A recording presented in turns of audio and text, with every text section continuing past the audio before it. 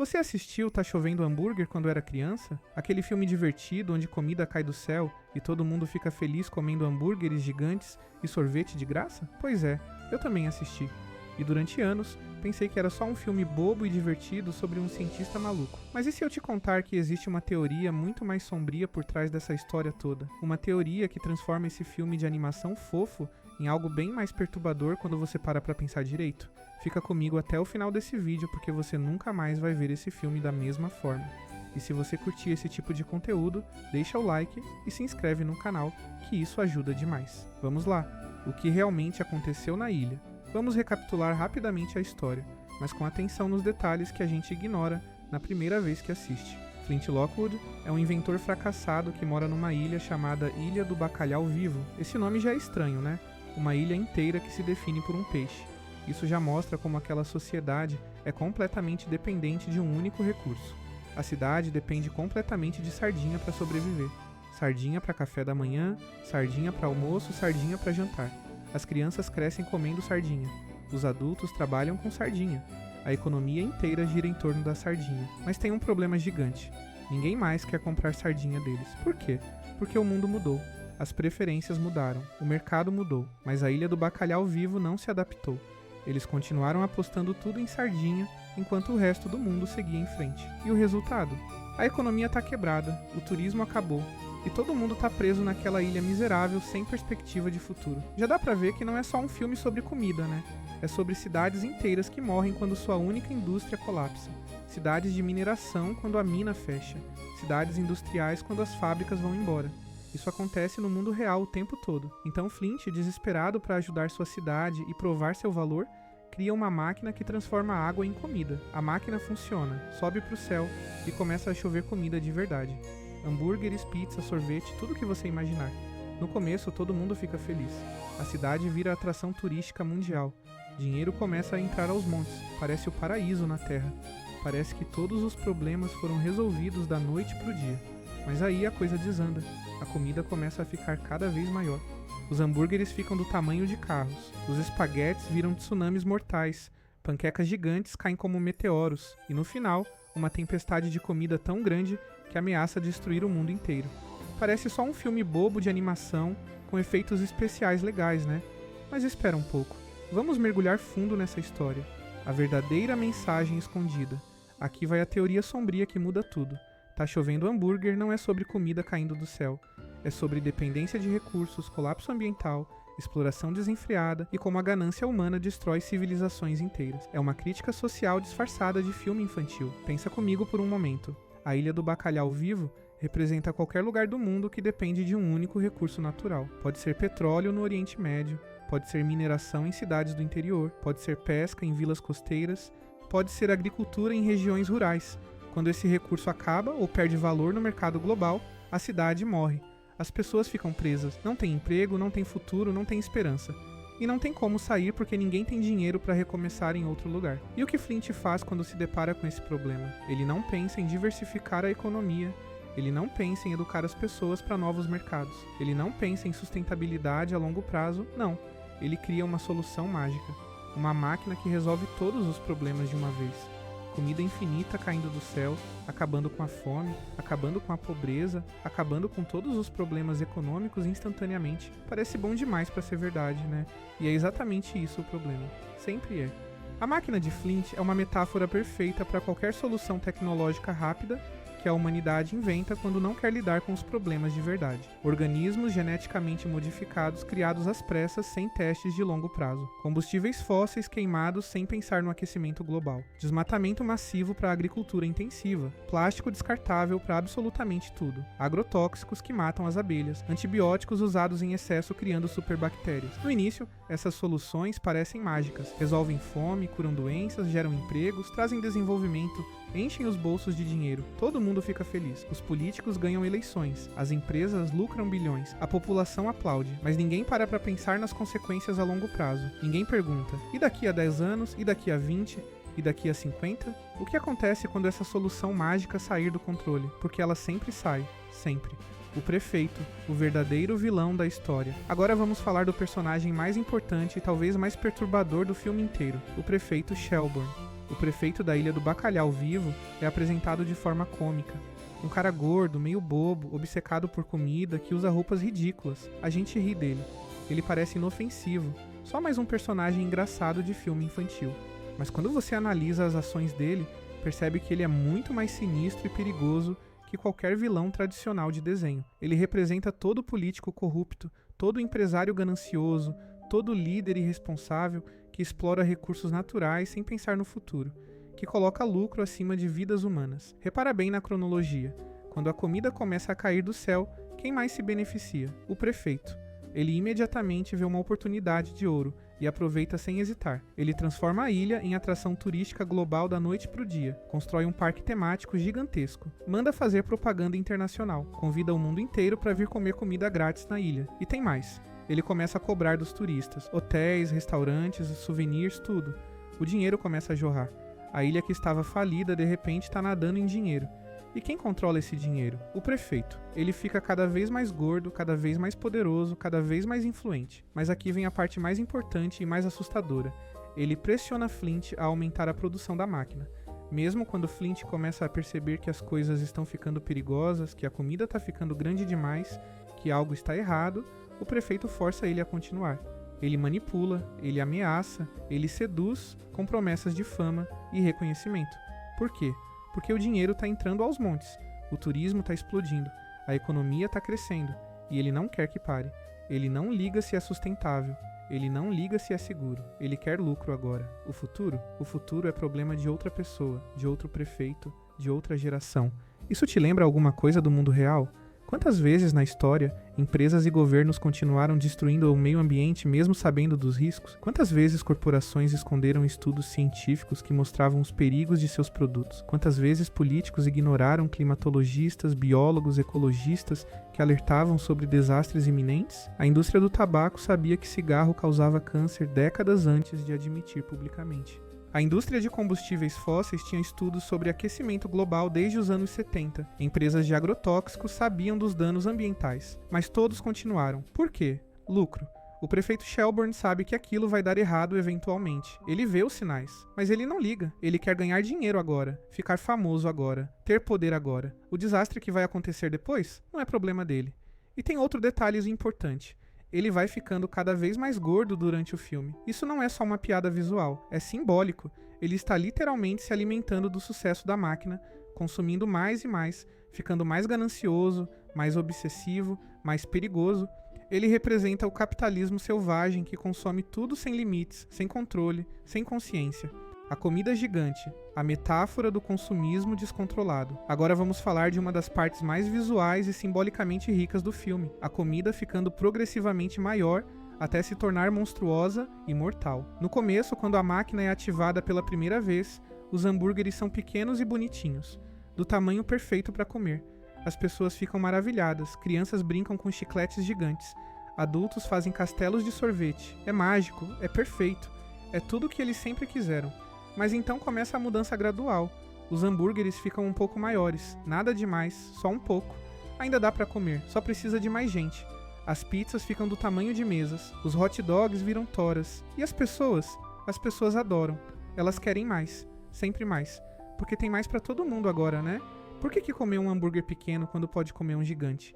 Por que se contentar com menos quando pode ter mais? Aí os alimentos ficam ainda maiores. Hambúrgueres do tamanho de carros. Espaguetes que inundam ruas, almôndegas que rolam destruindo casas. E mesmo assim, as pessoas não param.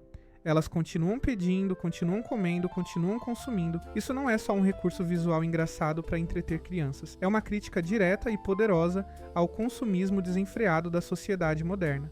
É sobre como nunca estamos satisfeitos, como sempre queremos mais. A sociedade capitalista moderna é construída em cima da ideia de crescimento infinito. Mais vendas, mais lucro, mais produção, mais consumo, sempre mais. A economia precisa crescer 3% ao ano. As empresas precisam bater recordes todo trimestre. O PIB precisa aumentar constantemente. Mas tem um probleminha. Vivemos num planeta finito. Recursos finitos, espaço finito. Capacidade de absorver poluição finita. Não dá para crescer infinitamente num mundo finito. Não dá. E a indústria responde à demanda por mais fazendo tudo maior. Porções de fast food que eram pequenas nos anos 50 agora são consideradas infantis. Carros que eram compactos viraram SUVs gigantescos. Casas que tinham 100 metros quadrados agora têm 300. Televisões que tinham 20 polegadas agora têm 80. Celulares que duravam uma semana agora precisam ser carregados 2 vezes por dia, porque as telas são enormes. Sempre mais, sempre maior, sempre novo. Mas tem um limite. Chega um ponto onde o crescimento se torna destrutivo, onde o mais começa a matar em vez de nutrir. Obesidade vira epidemia global. Diabetes explode. Doenças cardíacas se multiplicam. Lixo plástico forma ilhas nos oceanos. Florestas desaparecem. Espécies entram em extinção. O clima enlouquece. A comida gigante no filme é exatamente isso. O momento preciso em que o consumo passa do ponto sem retorno e começa a destruir as próprias pessoas que queriam mais. Os hambúrgueres que deviam alimentar começam a esmagar. O sorvete que devia ser sobremesa vira avalanche mortal. A comida vira arma. E repara numa coisa absolutamente crucial. As pessoas da ilha continuam comendo mesmo quando a comida fica perigosamente grande. Mesmo quando hambúrgueres do tamanho de prédios caem destruindo casas. Mesmo quando precisam usar escavadeiras para comer espaguete. Elas estão viciadas. Não conseguem parar. Não querem parar. Mesmo vendo o perigo iminente. Mesmo sabendo que aquilo pode matá-las. Elas querem mais uma mordida, mais um pedaço, mais um pouquinho. Só mais um pouco. Prometo que é o último. Isso te lembra algum vício moderno? Redes sociais que sabemos que fazem mal à saúde mental, mas não conseguimos largar?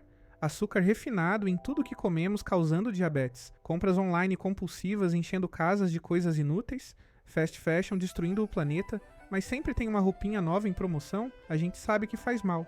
Os estudos mostram. Os cientistas alertam, mas não conseguimos parar. Estamos viciados em consumo, viciados em mais. O pai de Flint, a sabedoria tradicional ignorada. Tem um personagem que muita gente esquece ou não dá importância, mas que é absolutamente fundamental para entender a mensagem do filme. O pai de Flint, Tim Lockwood. O pai dele é um pescador tradicional. Um homem simples e de poucas palavras que trabalha com as mãos. Ele usa o mesmo casaco todo dia, dirige o mesmo barco velho. Pesca da mesma forma que seu pai pescava, e o pai do pai dele. Ele representa a geração antiga, o jeito tradicional de fazer as coisas, a sabedoria que vem da experiência de séculos. E desde o começo do filme, ele desaprova completamente as invenções de Flint. Todas elas. Ele acha que são perigosas, desnecessárias e irresponsáveis. Ele quer que Flint trabalhe com ele na loja de iscas, que tenha um emprego honesto e simples, que pare de sonhar com tecnologias mirabolantes. E a gente, como audiência, fica do lado do Flint, né? Óbvio, o pai é o chato, o conservador, o que não acredita nos sonhos do filho, o que representa o passado ultrapassado enquanto Flint representa o futuro brilhante. Mas adivinha o quê? Ele estava absolutamente certo o tempo inteiro, em tudo. O pai de Flint é a voz da sabedoria ancestral, sendo completamente ignorada pela arrogância da modernidade. Ele sabe, no fundo da alma, que não existe almoço grátis. Ele sabe que soluções mágicas sempre têm um preço escondido. Ele sabe que quando mexemos com forças que não entendemos completamente, as consequências são imprevisíveis e geralmente desastrosas, mas ninguém escuta ele. Por quê? Porque ele é velho, porque ele é ultrapassado, porque ele não tem diploma universitário, porque ele não entende de ciência moderna, porque ele representa o passado e não o futuro tecnológico brilhante. Quantas vezes isso aconteceu na história real? Quantas civilizações indígenas alertaram sobre desmatamento e foram ignoradas? Quantos pescadores tradicionais alertaram sobre sobrepesca industrial e foram ridicularizados? Quantos agricultores antigos alertaram sobre monocultura intensiva e foram chamados de atrasados? Povos indígenas da Amazônia alertam há décadas sobre o equilíbrio delicado da floresta. Foram ignorados. Pescadores do Nordeste alertavam sobre a destruição dos mangues. Foram ignorados. Comunidades tradicionais alertavam sobre erosão do solo. Foram ignoradas. Por quê? Porque não eram cientificamente sofisticados o suficiente. Porque não tinham estudos publicados em revistas acadêmicas. Porque sua sabedoria vinha da observação e da experiência, não de laboratórios e computadores. O pai de Flint sabia, instintivamente, que pescar sardinha de forma sustentável, mesmo que desse menos lucro, mesmo que fosse mais trabalhoso, era infinitamente melhor que uma máquina mágica de comida que ninguém realmente entendia como funcionava, mas ninguém quis ouvir.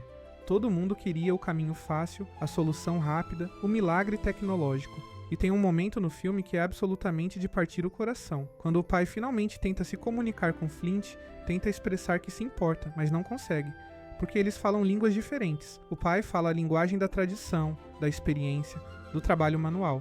Flint fala a linguagem da ciência, da inovação, do futuro. E essa incapacidade de comunicação entre gerações também é parte do problema.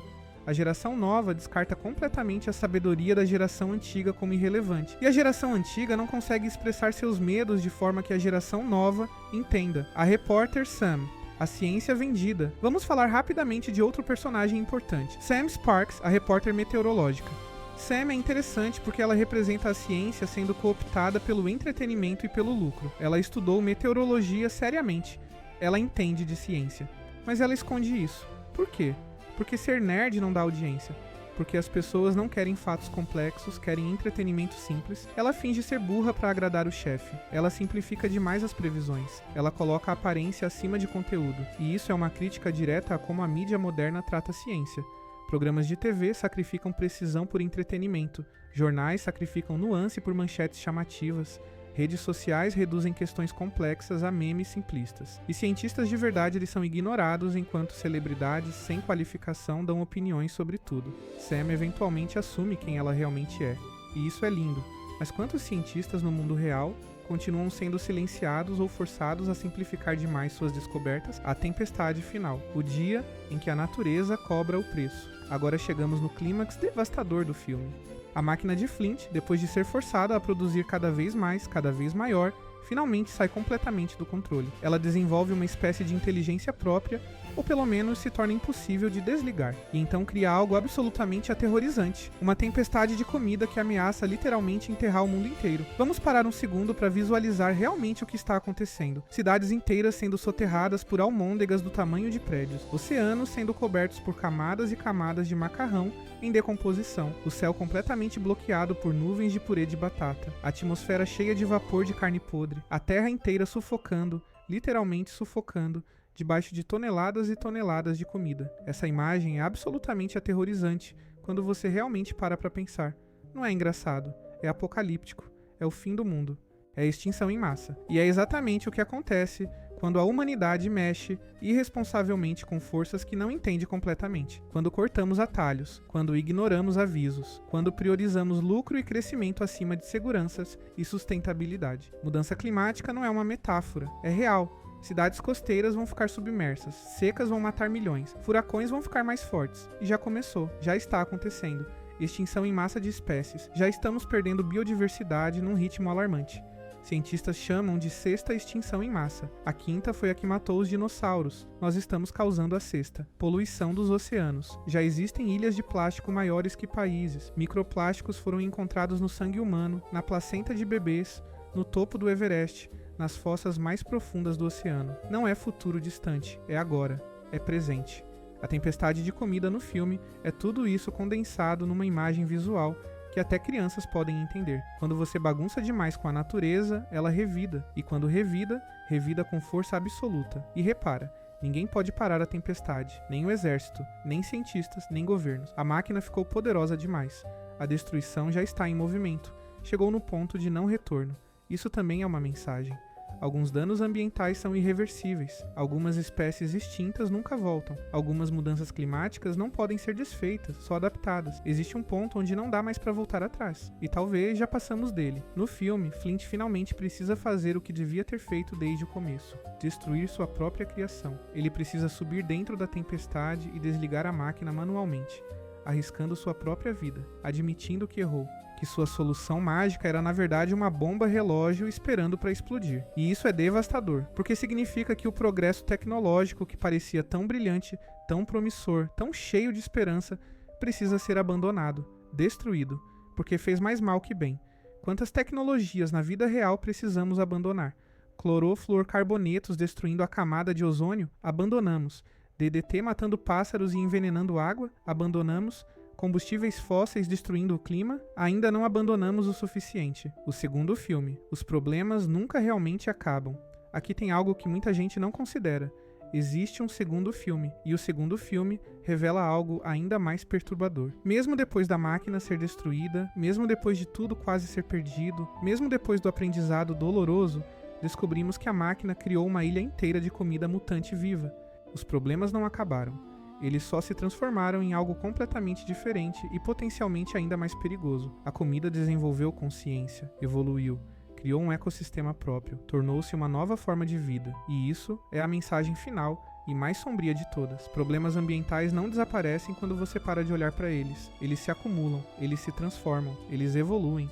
E eles voltam de formas que você nunca imaginou. Plástico nos oceanos não vai simplesmente desaparecer. Ele vai se quebrar em microplásticos, vai entrar na cadeia alimentar, vai aparecer em lugares completamente inesperados décadas depois. Radiação de desastres nucleares não desaparece. Ela contamina o solo por séculos, entra no DNA de seres vivos, causa mutações por gerações. Espécies invasoras introduzidas em ecossistemas não nativos não simplesmente vão embora. Elas se adaptam, se multiplicam, destroem espécies nativas de formas imprevisíveis. Você não pode simplesmente desligar a bagunça ambiental e esperar que tudo volte ao normal. As consequências persistem, se transformam, criam novos problemas que ninguém previu. A metáfora do desperdício. Tem algo que eu ainda não mencionei, mas que é crucial. Durante o filme inteiro, montanhas e montanhas de comida são desperdiçadas. Hambúrgueres gigantes caem e ninguém come. Comida apodrece nas ruas. Toneladas são jogadas fora. E enquanto isso acontece na Ilha do Bacalhau Vivo, o resto do mundo continua tendo fome. Crianças em outros lugares continuam morrendo de desnutrição. Mas na ilha, desperdício absoluto. Comida sendo usada como entretenimento, não como nutrição. Isso é a realidade do nosso mundo. Produzimos comida suficiente para alimentar 10 bilhões de pessoas, mas 1 bilhão passa fome. Por quê? Distribuição desigual, desperdício. Comida sendo jogada fora porque não é bonita o suficiente para o supermercado. Comida apodrecendo em depósitos porque não é lucrativo transportar. O filme mostra isso de forma exagerada, mas a essência é verdadeira. Temos recursos suficientes, só não sabemos ou não queremos usar de forma justa e sustentável. A verdadeira lição final. Então, depois de tudo isso, qual é a verdadeira mensagem sombria de tá chovendo hambúrguer? É simples e devastadora. Não existe solução mágica para problemas complexos. Quando tentamos burlar as leis naturais com tecnologia milagrosa, sem entender completamente as consequências, quando priorizamos lucro e crescimento acima de sustentabilidade e segurança, quando ignoramos os alertas de cientistas e a sabedoria de gerações anteriores, quando continuamos consumindo sem limites e sem consciência, a conta sempre chega. E quando chega, é devastadora. Pode até ser irreversível. A Ilha do Bacalhau Vivo tinha escolhas reais. Poderia ter se adaptado gradualmente. Poderia ter diversificado sua economia aos poucos. Poderia ter investido em pesca sustentável certificada. Poderia ter desenvolvido turismo ecológico. Poderia ter educado sua população para novas profissões. Poderia ter feito parceria com outras regiões. Mas tudo isso dava trabalho. Tudo isso era difícil. Tudo isso não trazia resultados imediatos. Então eles apostaram na máquina mágica, na solução instantânea, no milagre tecnológico que prometia resolver tudo sem esforço, e quase pagaram com a extinção total. Quantas sociedades reais estão fazendo exatamente a mesma coisa agora mesmo? Quantas cidades dependem completamente de petróleo enquanto o mundo muda para energia renovável? Quantos países destroem florestas por lucro de curto prazo, ignorando mudança climática? Quantas corporações poluem oceanos porque limpar sai mais caro que pagar multas? Quantos políticos ignoram a ciência porque é politicamente inconveniente admitir os problemas? A resposta é: muitos. Muitos demais. Reflexão final. Tá Chovendo Hambúrguer não é um filme sobre comida caindo do céu. Nunca foi. É um aviso disfarçado de comédia infantil. É uma parábola sobre ganância, consumismo, irresponsabilidade ambiental e colapso civilizacional. É sobre como soluções fáceis geralmente criam problemas exponencialmente maiores. É sobre como ignorar sustentabilidade por lucro imediato sempre termina em desastre. É sobre como a arrogância humana de achar que pode controlar a natureza inevitavelmente resulta em destruição. E a parte mais assustadora de todas não é ficção científica. Não é fantasia exagerada, é uma alegoria espantosamente precisa do que já está acontecendo no mundo real, bem agora. Neste exato momento em que você escuta essas palavras. Aquecimento global acelerando. Sexta extinção em massa em progresso. Microplásticos no sangue humano. Oceanos acidificando. Florestas desaparecendo. Geleiras derretendo. E o que fazemos? Continuamos consumindo. Continuamos poluindo. Continuamos apostando em tecnologias milagrosas que vão resolver tudo, em vez de fazer as mudanças difíceis, mas necessárias. Estamos todos vivendo na Ilha do Bacalhau Vivo, todos, e todos estamos apostando em máquinas mágicas para resolver problemas que deveríamos estar enfrentando com trabalho duro, mudança real de comportamento e planejamento de longo prazo. A pergunta que fica é: vamos acordar antes da tempestade chegar? Vamos fazer as mudanças necessárias antes de chegar no ponto de não retorno? Ou vamos continuar comendo hambúrgueres gigantes, consumindo cada vez mais, ignorando todos os avisos, até finalmente sufocarmos debaixo das consequências das nossas próprias ações? Da próxima vez que você assistir o filme, seja sozinho ou com seus filhos, presta atenção de verdade. Olha além dos hambúrgueres engraçados caindo do céu. Olha além das piadas bobas e dos personagens carismáticos. Vê a mensagem sombria e urgente que os criadores esconderam ali, em plena vista, esperando que alguém prestasse atenção. Porque a tempestade já começou, a comida já está ficando grande demais. E o tempo para desligar a máquina está acabando. E aí, o que você achou dessa teoria?